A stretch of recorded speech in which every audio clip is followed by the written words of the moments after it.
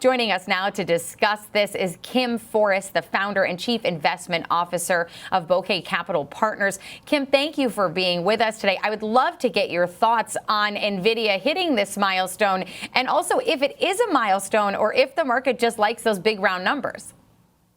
Well, I think because we have no fundamental news, nothing changed overnight to drive this company that much higher. So I have to assume that it's people and their love of large round numbers, I guess. 4 trillion is a lot.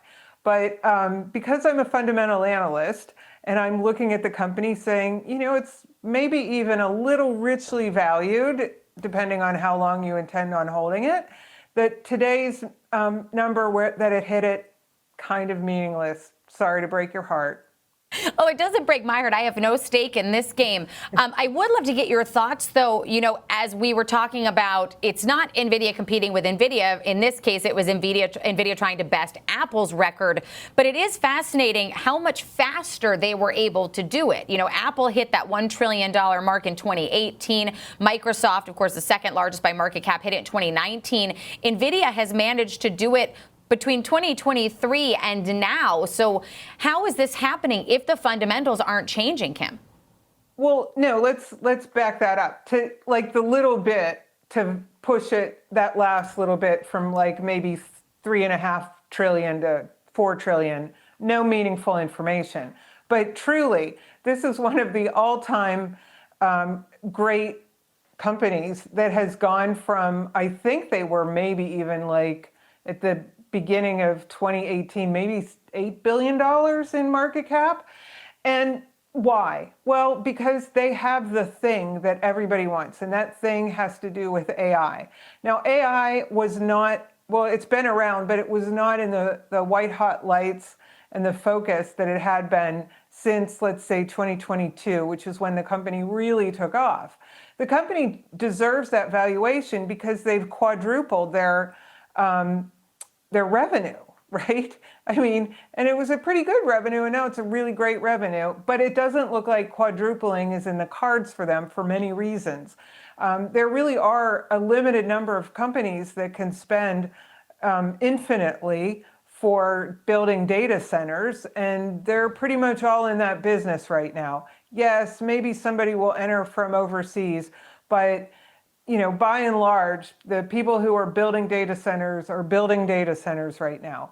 And the other thing is, and this is a little bit more nuanced, is it feels as if the first use of AI in this generation, which is large language models and large reasoning models, they're running up against the issue of how autonomous learning, a machine is teaching itself, it can teach itself stupid things, wrong things, right?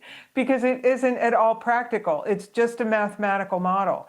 And I think the builders of these models have to seriously change their algorithms to be able to refine those models on the fly. And that's hard. That's really hard. So we might come to a point here in the next couple of years where companies just say, well, large language model, we've built it, it's very useful, but it's not going to be the thinking machine that everybody thinks that it can be right now. So with that said, how long do you think that NVIDIA will still be considered the top name in AI? Well, I'm going to cheat and say for the foreseeable future. God knows everyone wants to beat them, right? But they are so far ahead of the competition, not just with designing, but with actually building the chips. It's hard what they do. I mean, they have a lot of technology on those chips, and very few companies can really spin up that fast to match them. So, yeah. Are there other AI companies that you like as well? Other AI companies? Well, I love AI. I love the concept of it. I think a little narrower focused AI system is what you really want and need to increase productivity reliably. So I'm always on the outlook for them. I don't really want to talk about anybody in that space right now, but I think there are other companies that play in even now. Micron is one.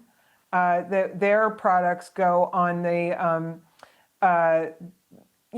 well, everybody's chips, but especially Nvidia's chips. So that is an ancillary way to play AI still. Well, Kim, we appreciate you being with us this afternoon. That's Kim Forrest from Boca Capital Partners.